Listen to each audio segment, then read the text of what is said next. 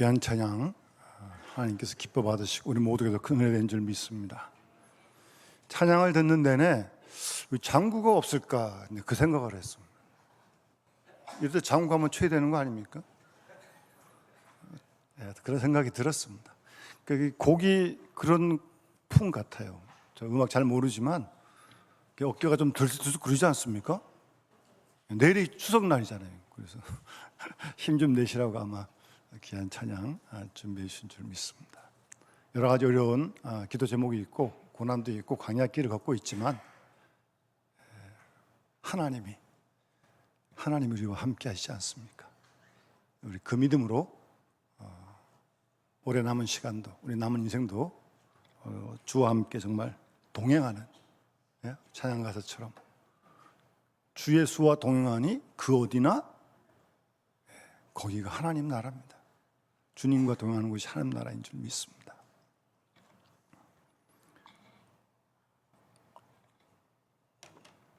여러분은 성경책 창세기부터 요한계시록까지 말씀 66권 중에 어느 성경을 어느 말씀을 가장 좋아하십니까? 어느 말씀을 가장 싫어하십니까? 좀 싫어하는 건 좀 부담이 되는 말씀들 좀 일반적으로 싫죠. 또 따분하고 지루하면 싫고 다 우리의 어떤 성향이죠. 하나님 말씀은 다 하나님 말씀이지 내가 좋고 싫든 아무런 관계 없는데 그래도 자꾸 친근감이 가는 말씀이 있는가 하면 좀 이렇게 좀 부담스러운 말씀이 있기 마련이죠. 그래서 어느 말씀을 어느 책을 가장 좋아하십니까? 일부에는 딱 한 분이 말씀하시던데 제가 본문을 시편 잡지 않았습니까? 그럼 딱 이렇게 생각을 하셔야죠. 시편이겠구나 이렇게 이신점심이 좀 되지 않겠습니까? 저는 시편을 정말 좋아하고 사랑합니다. 우리가 새로운 가족을 만나서 전도할 때, 양육할 때 교리적으로 이렇게 설명할 수 있고 성경을 읽기를 권하는데 사실 창세기부터 읽는 게 그렇게 쉽지 않습니다. 읽다가 레위기 민수기 가면 이거 맨날 제사만 드리지 않나, 숫자를 세질 않나, 거기서 다 또 멈춰요 또 신약 성경도 예수님 말씀은 그래도 읽을 수 있지만 이 바울의 편지 같은 때도 깊기 때문에 이해가 잘 안 되는 그런 부분들은 많거든요. 저는 그래서 새로 나오신 교우들에게 사실 시편을 먼저 읽으라고 제가 권면을 합니다.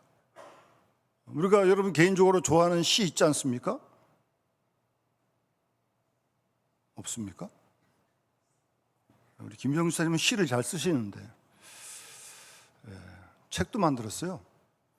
시판된 건 아니지만 저는 받았습니다. 하여튼 시편.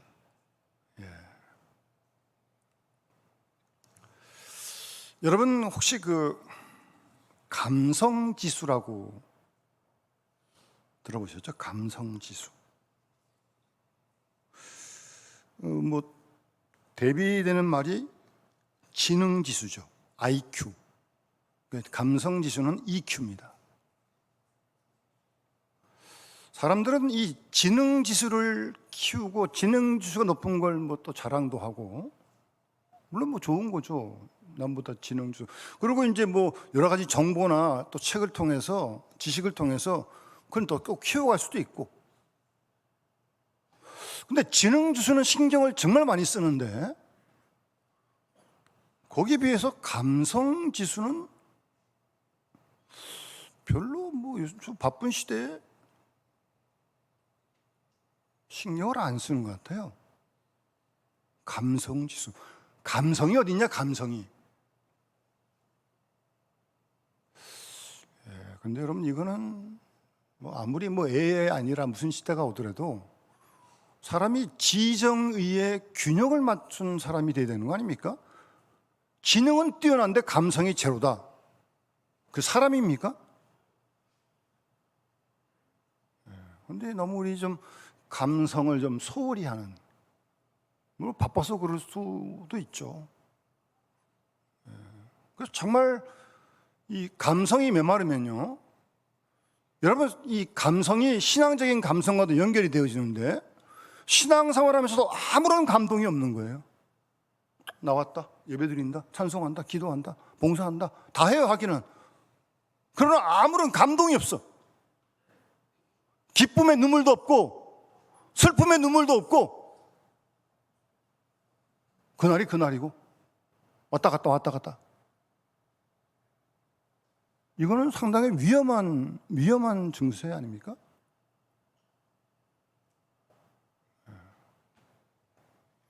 그래서 이 신앙적인 감성이 다 메말라가지고 정말 빈들의 마른 풀같이, 쩍쩍 갈라져가지고 하나님의 음성을 들어도, 성경을 읽어도, 찬양을 불러도, 기도를 해도 아무런 감동이 없어요. 그래서 또 해요. 여태까지 했는데 못하겠습니까? 조심해야 됩니다, 여러분. 공부를 하면 지능지수는 높일 수 있을지 모르겠어요. 지식의 정보도 많아질지 모르겠어요. 그런 노력을 하면서 감성을 회복하는 일에는 별반 관심이 없어요.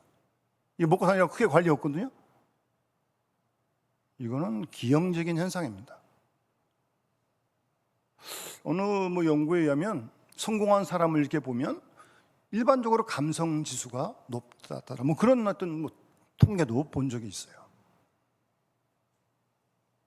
여러분, 최근에 언제 우려 보셨습니까? 최근에 언제 눈물이 난 적이 있습니까? 기뻐서 날 수도 있고 슬퍼서 날 수도 있고 안타까워서 날 수 있는데 언제 눈물 흘려 본 적이 있어요? 혹시 메마른 건 아닙니까? 그게 정말 위기라고요. 경제 여러 가지 많은 위기들은 함께 마음을 풀어가면 돼요. 대처가면 되고. 그러나 이런 감성이 메말라서 전혀 아무런 감동이 없어요. 정말 위기 중에 위기인 줄 믿습니다. 저는 그래서 시편을 좋아하는 겁니다. 왜요? 시편을 읽으면서 시편에 나온 그 시인들의 그 감성, 그 마음, 그걸 배우자는 거죠.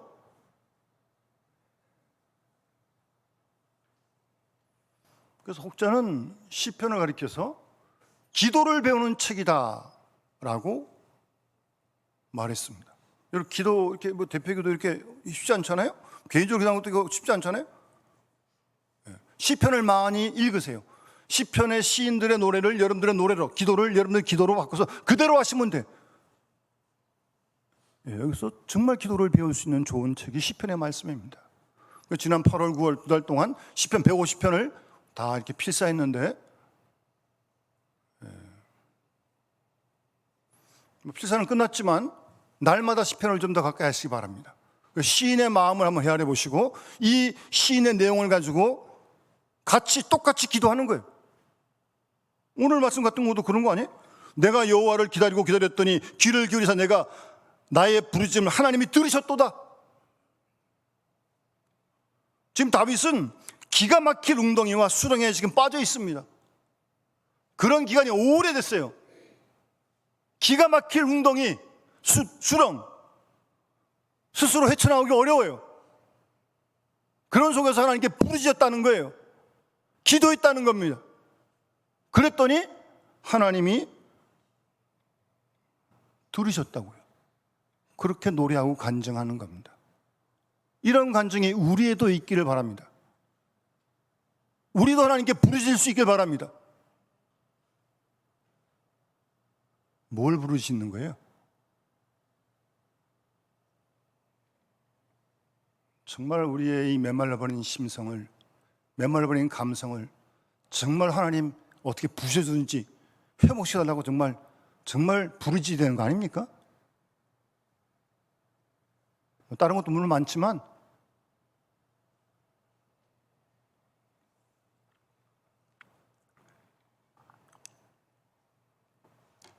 그래서 칼빈은 이 시편을 가리켜서 영혼의 해부학이다, 그런 말을 했습니다. 영혼의 해부학이다. 시편에 보면 시편의 여러 그 시인들이 처한 환경이 다 다르잖아요. 우리와 같은 경우도 있고 뭐 그렇지 않은 경우도 있고 그 개인적인 상황 속에서 나온 다 다르니까 감사도 노래 있고 뭐 부르짖는 것도 있고 간구도 있고 탄식도 있고 이런 그 각 영혼의 해부학이다 뭐 하여튼 그렇게 얘기를 했습니다. 혼자서 부를 수도 있고 여러 사람이 함께 부를 수도 있고 막막한 광막한 황망한 광야에서 부를 수 있고 외로운 길손으로도 부를 수 있고 외로운 감옥에서도 부를 수도 있고 하나님이 주신 세상과 역사를 쳐다보면서 부를 수 있는 그런 노래가 시편이다. 그렇게 어떤 학자는 구약학자는 얘기한 적도 있습니다. 시편을 좀 많이 좀 읽었으면 하는 마음이 간절합니다. 그래서 여러분들의 영적인 감성이 회복되어지는 건강해지는 그런 은혜와 축복이 있기를 바랍니다. 그런 간절한 소망이 있습니다. 여러분 시편은 어떤 책입니까? 한마디로 여호와를 찬양하는 책이다 그렇게 얘기할 수 있습니다. 그리고 시편을 다루는 주제는 한 가지가 아니기 때문에 한마디로 정의하기가 쉽지 않습니다. 다 경우가 다르니까.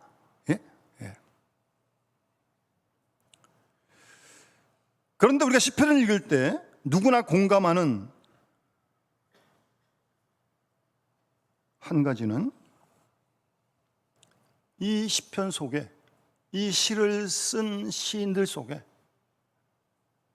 눈물이 있다는 거예요. 눈물이 기쁨과 감사의 눈물일 수도 있고 비통과 안타까움의 눈물일 수도 있고 죄를 애통하는 눈물일 수도 있고 눈물이 있다는 거예요. 눈물이.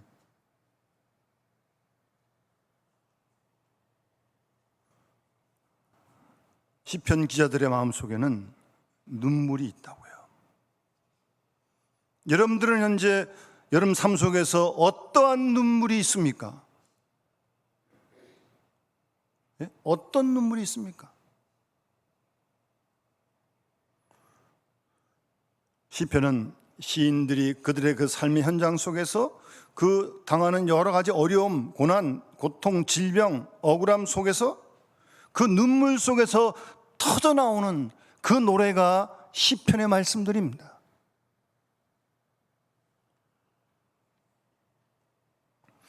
물론 눈물이 나는 경우는 이유는 여러 가지가 있죠. 때로는 우리 인생 살다 보면 주위 사람들에게 오해를 받습니다. 주위 사람까지 갈 것 없고 때로는 교회에서도 때로는 집안에서도 오해를 받습니다. 그래서 눈물이 나는 거예요. 그런가 하면 삶의 불공평함을 당할 때 억울하죠. 억울하면 눈물이 안 나겠습니까? 그런 눈물도 있고 질병, 고난 그것들이 찾아와서 울기도 합니다. 때로는 연속적으로 옵니다. 감당하기 힘들 만큼. 그런가 하면 사람 때문에 많이 울기도 합니다.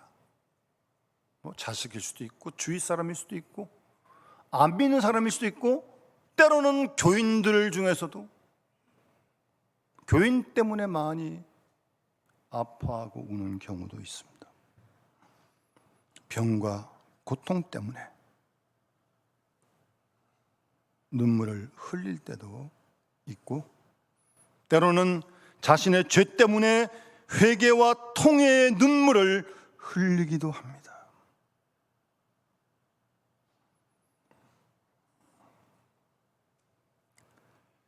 시편의 힘은 그 시인들의 눈물이 때로 우리의 눈물도 되기 때문에 시편이 힘이 되는 것입니다.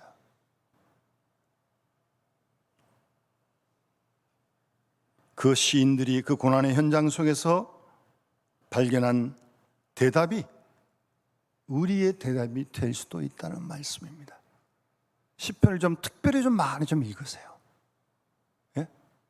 성경 표대로 성경 읽지만 한 편씩이라도 매일매일 좀 한번 반복해서 읽어갈 수 있기를 바랍니다. 여러분, 성경을, 말씀을 가까이 해야 믿음이 성장하는 거죠. 성숙하는 거죠. 말씀 없이 절대 안 됩니다. 목사라고 믿음이 하나님 저쪽 공짜로 줄 것 같습니까? 그렇지 않습니다. 목사도 성경 읽지 않으면 똑같습니다. 말씀을 가까이 해야 영적인 성숙이 있다니까요.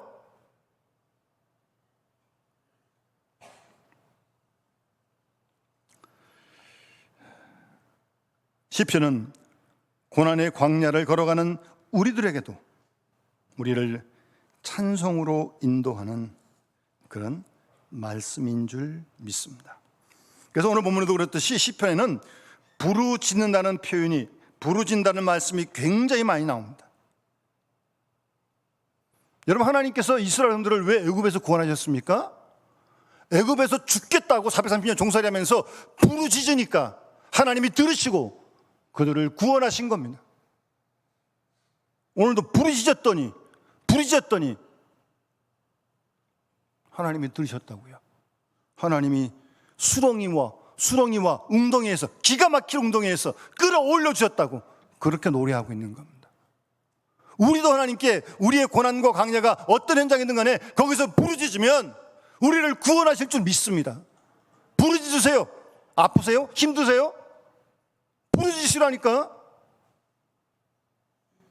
아프고도 힘든데 그리고 가만히 있을 거예요? 살려달라고, 아버지 구원해달라고 기도해야 될 거 아니겠습니까? 끌어올려 주셨다고 그러잖아요. 수렁이와 웅덩이에서 그것도 기가 막힐.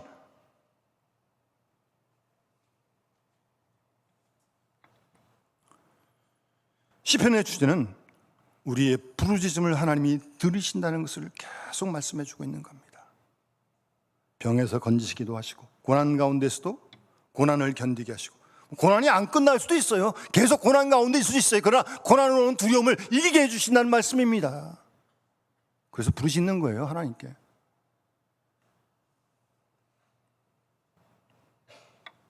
그래서 그렇게 구원을 받고 끌어올림을 받고 3절에 새 노래를 부르는 거예요. 새 노래를. 모르는 노래를 배워서 다시 새 노래를 공부해서 불렀다는 게 아니라, 그럴 수도 있지만, 예전에 알던 노래지만, 똑같이 불렀던, 몇십 번 불렀던 노래지만 이 찬송이 새롭다는 겁니다.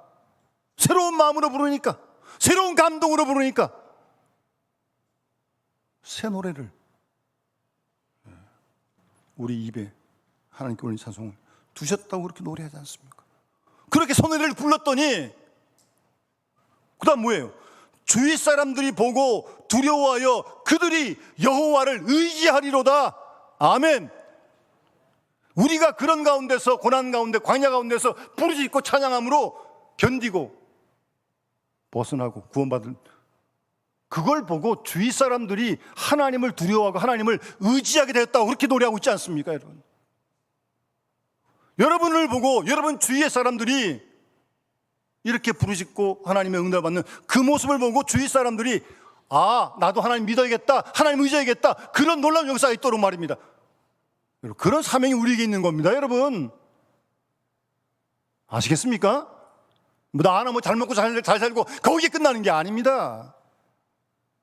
우리도 고난을 만나는데, 광야를 만나는데 그 속에서 부르짖었고 하나님의 구원을 경험하고 또 아직도 어려움이 있지만 견뎌가면서 그 모습을 보고 주위 사람들이 하나님을 두려워하고 하나님을 의지하게 된다니까요. 그런 사명이 우리에게 있는 걸 여러분 아셔야 됩니다, 여러분. 그게 1번이에요, 1번. 다음 것들은 다 2번입니다, 3번입니다, 여러분. 뭐가 1번입니까, 여러분? 뭐가 삶의 우선순위예요? 정확하게 하시기 바랍니다.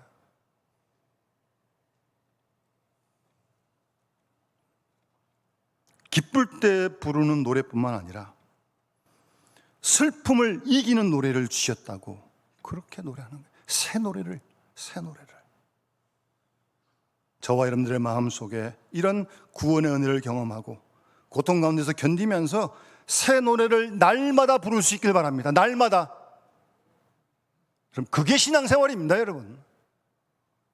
여기 있을 때만 부르는 게 아니잖아요. 날마다 우리 삶의 현장 속에서 이 새 노래를 부를 수 있기를 바랍니다. 이런 찬양을 드릴 수 있기를 바랍니다.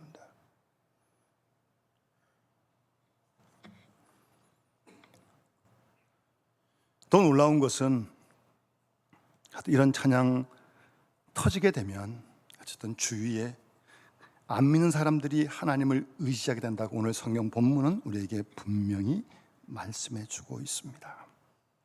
시편에는 그래서 눈물을 볼 수 있을 뿐만 아니라 그 눈물을 가지고 살아가는 광야를 보게 됩니다. 광야는 누구나 머물고 싶지 않은 곳입니다. 빨리 떠나고 싶은 곳이에요. 탈출하고 싶은 곳입니다. 편하고 안락한 게 좋지 뭐 광야가 뭐가 좋겠습니까?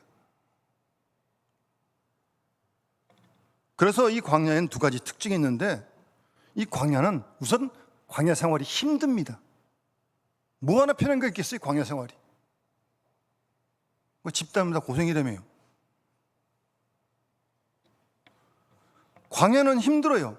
힘이 드니까, 힘들다 보니까 불평, 불만을 쉽게 하게 되는 겁니다.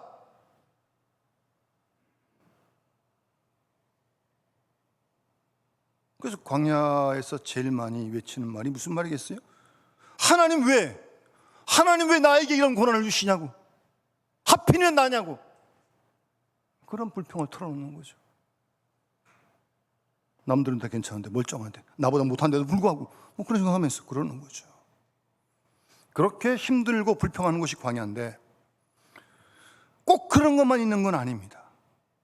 오히려 광야에서 정반대로 하나님을 찾게 되고 하나님께 달려가게 되고 하나님을 부르짖는 그곳이 또한 광야입니다. 그러니까 광야에서는요, 불평 원망하다가 하나님 떠날 수 있습니다. 뭐 그런 일도 많이 있습니다. 그렇게 오래 잘 믿다가 하나님 쑥 떠나버리고 맙니다. 뭐 얼마든지 그럴 수 있죠. 그런가 하면 정반대로 하나님께 더 가까이 달려갈 수도 있는 것이 광야입니다.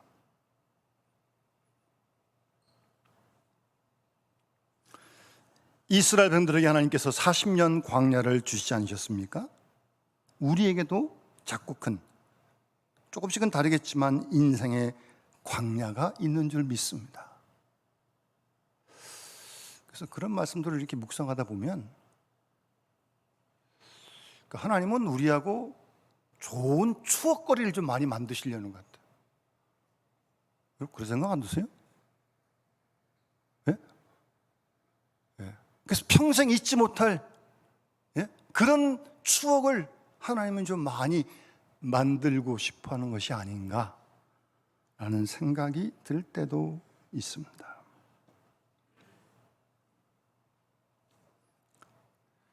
여러분, 우리가 하나님을 간절히 의지하고 하나님이 우리를 어떻게 건져내시는지를 우리가 더 분명히 깊이 깨닫도록 인도하는 곳이 광야라는 겁니다. 그래서 이 광야는 어떻게 보면 믿음이 꼭 죽어야 할 것 같은데 그렇게 끝나지 않고 믿음이 살아나고, 이 다윗이 죽을 뻔한 거 아니에요? 근데 하나님이 끌어올리시잖아요. 뭐 하나님이 뭐 다윗만 그러시겠습니까? 하나님은 절대 편애하지 않습니다. 우리 모두도 그런 줄 믿습니다. 똑같이 사랑하시니까. 그렇게 살아나게 할 수 있는 그런 곳이 광야라는 것입니다. 그래서 시편은 이 인생의 광야에서 하나님을 의지하기를 배우고 훈련하는 그런 시편 말씀으로 가득 차 있습니다. 하나님을 원망하고 탄식할 수 있는 그런 상황에도 불구하고 원망과 탄식으로 끝나는 것이 아니라 바로 그곳에서 주님을 붙들기로 하는 그곳. 그래서 시편 시인이 노래하듯 하나님이여 사슴이 시냇물을 찾듯이 목마른 사슴이 신의 물을 찾듯이 제가 내 영혼이 하나님을 간절히 찾습니다라고 그렇게 노래하는 거예요.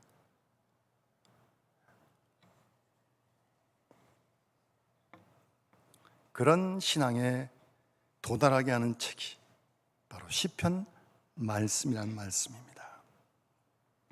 따라서 우리가 이 시편 말씀을 따라 기도하다가 우리 모두의 하나님을 향한 믿음이 회복되어지고 믿음의 기도가 더 깊어지는 그런 우리의 신앙의 생활이 되었으면 하는 마음이 간절하고요.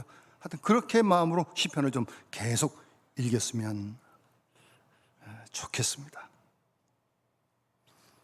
어쨌든 시편에는 광야에서 고난의 한복판에서 하나님을 향한 노래가 퍼져나고 있는 찬송의 책이 대부분입니다. 물론 어려운 고난도 물론 많지만,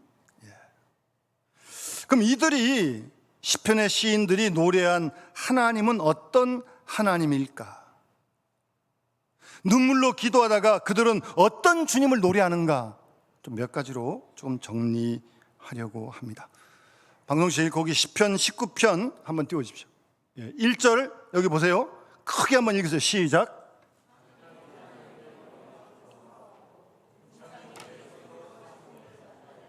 아멘. 1절만 뭐 다 있는데,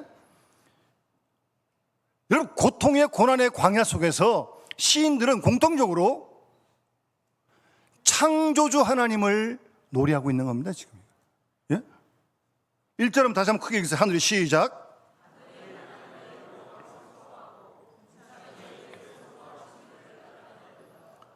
고통 속에서 시인들은 창조주 하나님을 노래하고 있는 거예요. 엉뚱하게 다 읽지 못 놔두시고 좀 내려가서 104편 24절을 한번 띄워보세요. 그 다음 104편 바로 있을 거예요. 떴어요? 104편 그 다음 나왔습니까?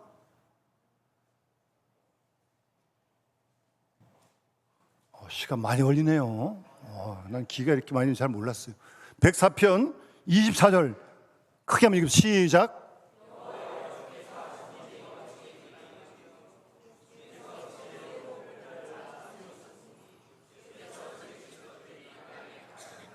아멘. 고난의 현장 속에서, 고난의 광야에서 여호와여 주께서 하신 일이 어찌 그리 많습니까? 주께서 지혜로 그 모든 일들을 다 지으셨습니다. 주께서 지으신 것들이 땅에 가득합니다. 고난의 현장 속에서, 고난의 광야에서 이런 노래를 부르고 있는 겁니다. 지금. 그래서 그 다음 시편 8편 한번 띄워보세요. 1절만 읽어요. 1절만 시작.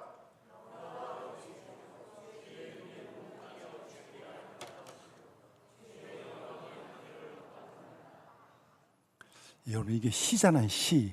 산문이 아니고. 그럼 시는 좀 시같이 읽어야 되는 거 아니에요?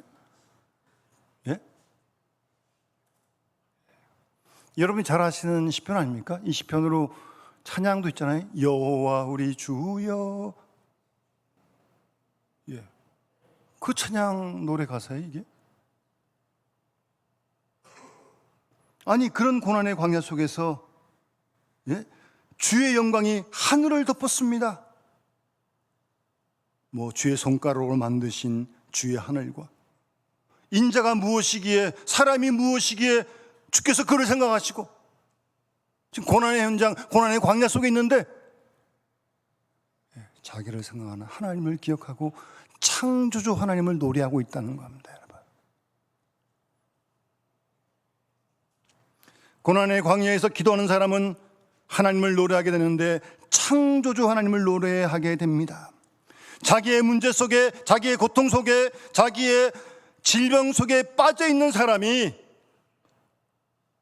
이 모든 걸 지으시고 나를 창조하신 그 하나님의 세계를, 그리고 지금도 통치하시는 그 하나님을 바라보고 노래한다는 사실입니다. 여러분, 문제가 아직 해결되지 않았더라도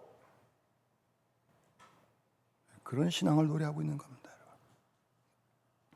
광야에서 창조주 하나님을 노래하고 있는 것입니다.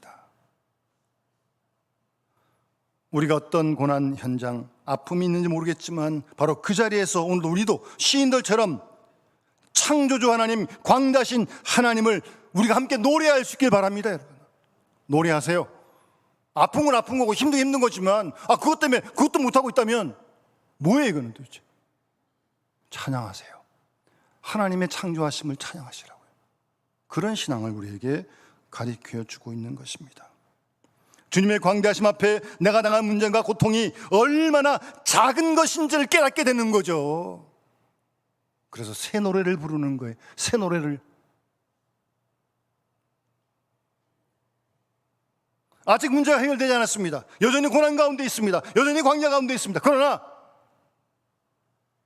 내가 당한 문제가 하나님 앞에서 얼마나 작은 것인지를 발견하는 거 아니겠습니까?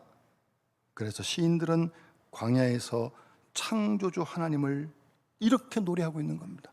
아까 부른 찬양처럼 주님의 높고 위대하심을 찬양하는 것입니다. 그건 사실 아니에요? 아파도 힘들어도 내가 아프다고 맨날 얼굴 찡그리고 이렇게 그냥 거기에 파묻혀가지고 그냥 다시 눈을 들어서 주를 바라보고 이런 창조주 하나님을 찬양할 수 있길 바랍니다. 다음으로 시인들은 고난의 광야에서 여러분 시편을 자꾸 읽어보시면요, 의외로 시편에 아주 많이 나오는 단어가 하나 있어요. 이 복이라고 하는 단어인데 시인들은 고난의 현장 광야 속에서 복의 근원이 하나님이란 사실을 계속 노래합니다. 고난의 광야에서요. 16편 1절 2절 한번 띄워주세요. 1절 2절만 다 같이 읽겠습니다. 시작.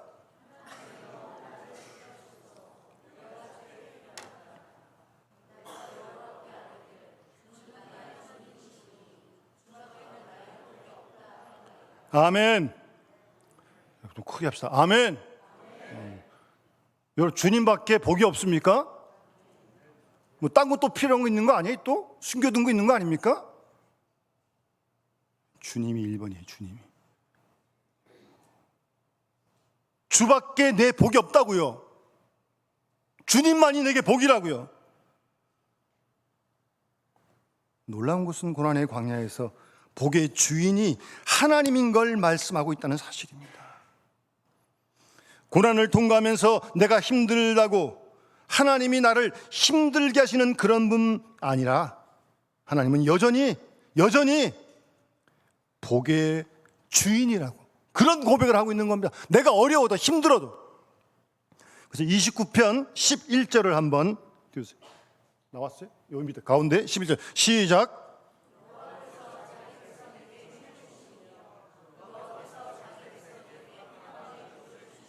아멘. 하나님께서 뭘 주신다고요? 그 위에 평강의 복도 받아야지만 그 위에 뭘 주신다고요? 힘 안 필요하세요? 힘?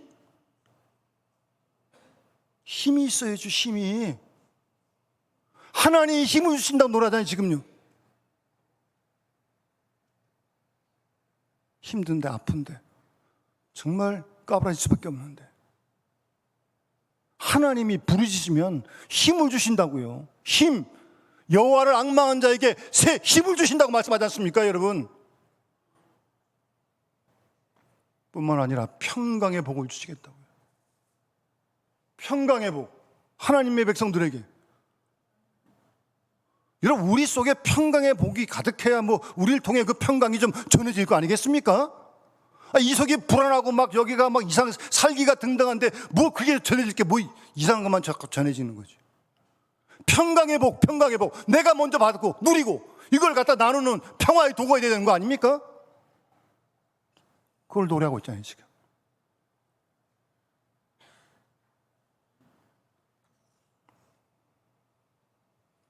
여호와께서 자기 백성에게 힘을 주신다고요. 여호와께서 자기 백성에게 평강의 복을 주신다고 노래합니다. 이런 복을 받아야죠. 이런 복을 누려야죠. 날마다. 성경은 계속해서 복의 주인이 누구인지를 똑바로 알고 살라고 말씀하고 있는 것입니다.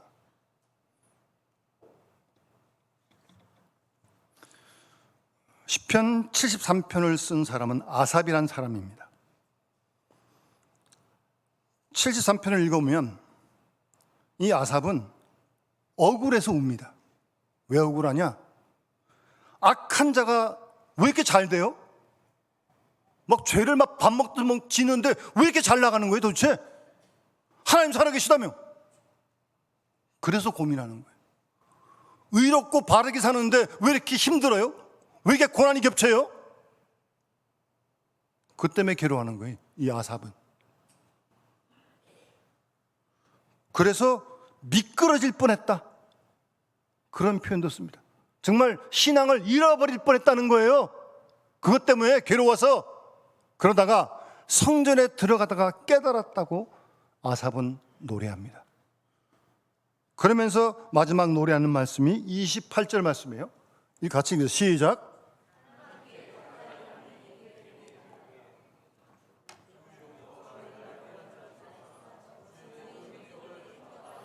아니, 성가대만 읽는 게 아니고요, 여러분 다 같이 읽으시라니까. 왜 성가대만 읽어요? 읽으세요, 크게. 시작.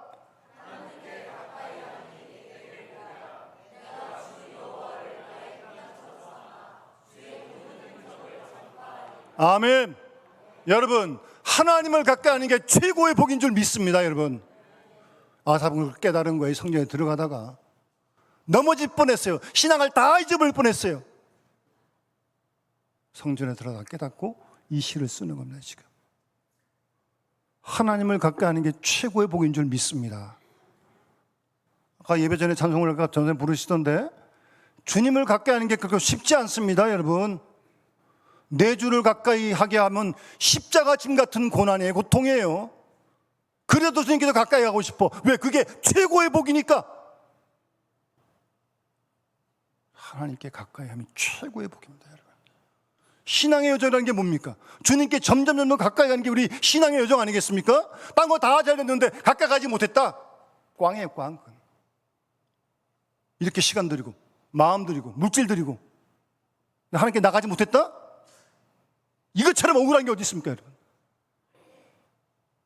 하나님께 가까이 하면 복이라고 이 아삽은 그렇게 노래하고 있는 것입니다.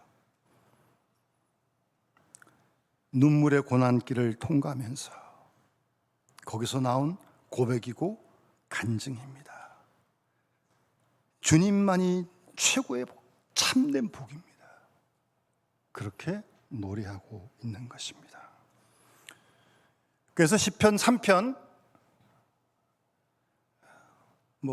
다 읽지 못하겠지만 정말 이 다윗의 노래인데요, 다윗이 얼마나 많은 고난을 당합니까? 유난히 정말 사울왕이 죽이려고, 사위인데 10수년을 도망다니는데 지금 그런 속에서 지금 이 시편을 노래하는 거예요. 지금 대적이 어찌 그리 많은지요. 예?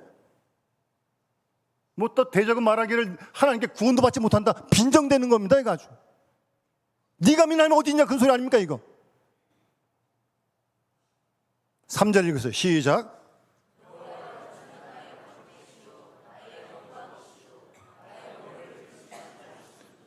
아멘.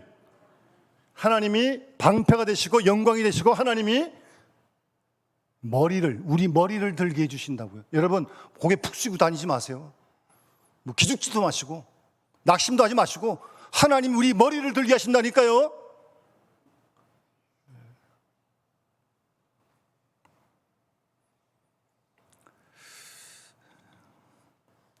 시편은 고난 중에 하나님이 복의 주인인 것을 계속 노래하고 있는 것입니다. 그래서 우리가 찬송 부를 때 시작했던 찬송이 그 찬송이에요. 복의 근원 강림하사 찬송하게 하소서. 너무 오랫동안 불러서 다 감동이 식은 건가요? 새롭게 부르셔야 돼요, 여러분. 아침에 부를 때마다 늘 새롭게 부르셔야 돼. 하나님이 복의 근원이십니다. 하나님 저에게 강림하셔서 주님을 오늘도 찬송하게 해주십시오라고 날마다 기도해야죠. 날마다. 눈물이 고통이 끝나지 않았다 할지라도 그 눈물 속에 있다 할지라도 복의 주인은 여전히 하나님이신 줄 믿습니다. 그 하나님을 찬양하는 거예요, 여러분. 한 가지 더 시인들의 공통된 하나님에 대한 신앙과 고백은 하나님이 창조주 하나님이시고 하나님이 복의 근원이 되실 뿐만 아니라 하나님은 우리의 걸음걸음을 인도해 주시는 분이시라고 노래합니다. 여러분, 한국 사람과 세계 모든 그리스도인이 제일 좋아하는 시편이 몇 편인 줄 아세요? 제가 답을 말씀드렸잖아요. 시편 23편. 여호와는 나의 목자시니. 예? 1절 2절 한번 읽으세요. 시작.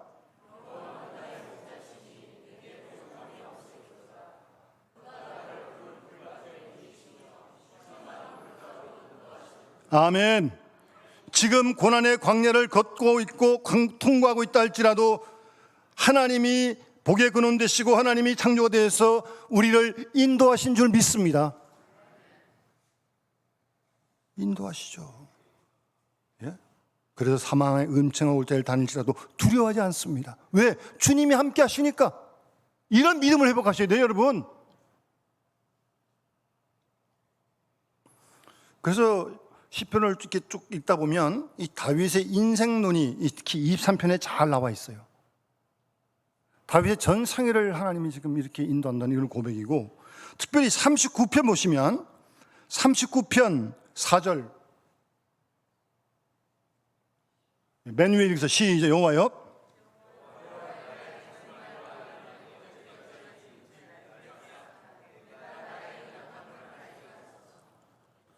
이 시는요, 이 시를 연구한 구약자들이 하면 다윗이 압살롬의 반란 때, 구테타 때 맨발로 눈물 흘리면서 지금 피난가면서 지은 노래입니다.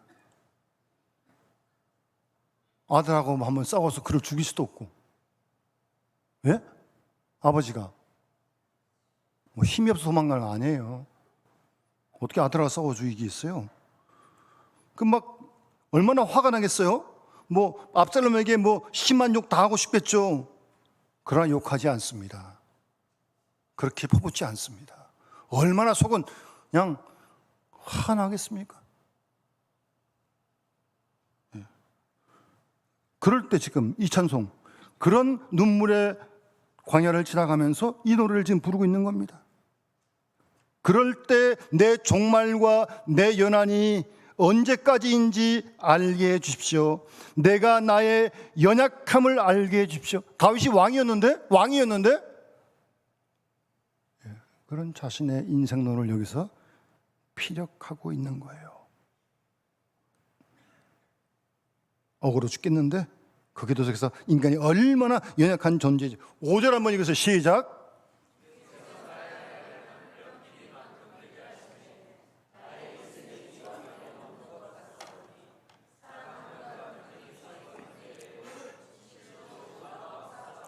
아멘.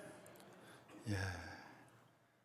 다윗은 이 상황에 주께서 나의 날을 얼만큼요? 한 뼘 길이만큼 되게 하셨다. 왕.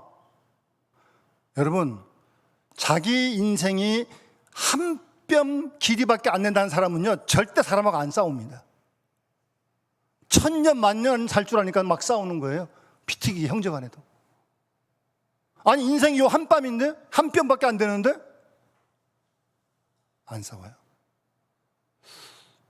이걸 잘 깨닫고 가정에서도 부부싸움 좀 하지 마시기 바랍니다. 아니, 줄어들길 바랍니다. 요즘은 연세 드신 분들도 많이 다투신다고 제가 들었어요. 인생이 한 뼘 길이라고요. 한 뼘 길이. 하나님 훅 부르시면 다 가는 겁니다, 여러분. 지금 살아있으니까 예배를 드리고 있는 거지.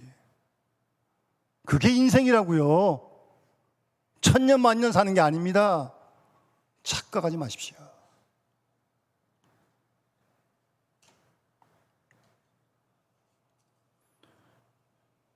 그리고 자기가 든든히 서 있을 경우에도, 왕이 되어 있을 때도 모두가 다 허사다. 원래 영어 성경 보면 인생이 한숨이다. 한숨이다. 그 번역을 이렇게 한 거예요, 지금. 우리 인생이 한숨이다, 한숨. 그런 인생론을 다윗이 노래하고 있는 거예요. 그 6절 읽으세요. 시작.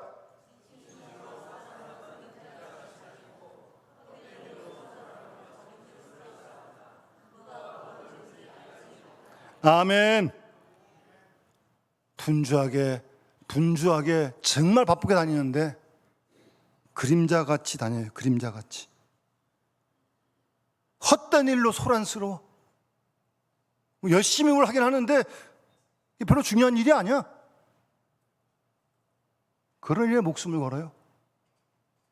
인생들이.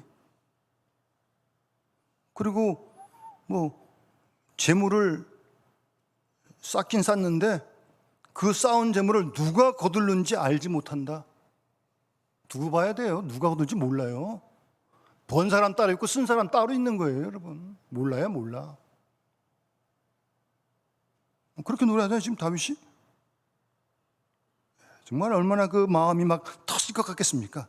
예? 지금 아들이 이렇게 쿠데타를 지키는데 그런 상황에 지금 이 인생이 뭔지 이렇게 노래하고 있는 거예요, 지금 다윗이. 그래서 그 절정입니다. 7절 읽으세요. 시작.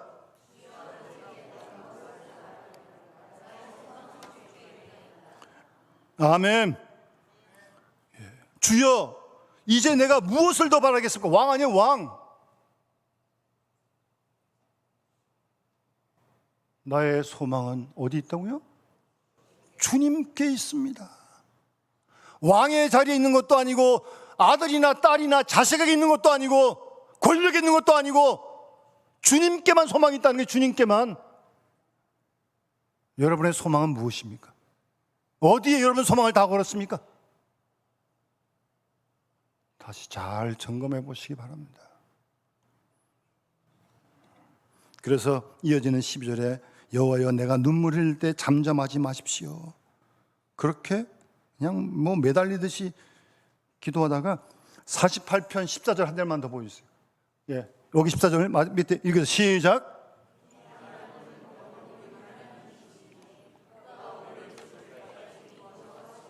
아멘. 하나님이 우리를 죽을 때까지 인도하신다고 노래합니다. 이런 믿음 가지시고 인도하신 하나님을 잘 따라가시길 바랍니다, 여러분. 우리 남은 인생 얼마일지 모르겠지만 이와 같은 게 인생이라고요. 하나님을 사랑하여서 우리를 정확히 인도하실 겁니다. 그분을 한눈 떼지 말고 한눈 팔지 말고 잘 따라가세요. 매일매일 따라가세요. 그래 후회 없는 생을 사시길 바랍니다. 우리가 고난의 광야를 지나가 있다 할지라도 하나님이 창조주이심을 노래하고요.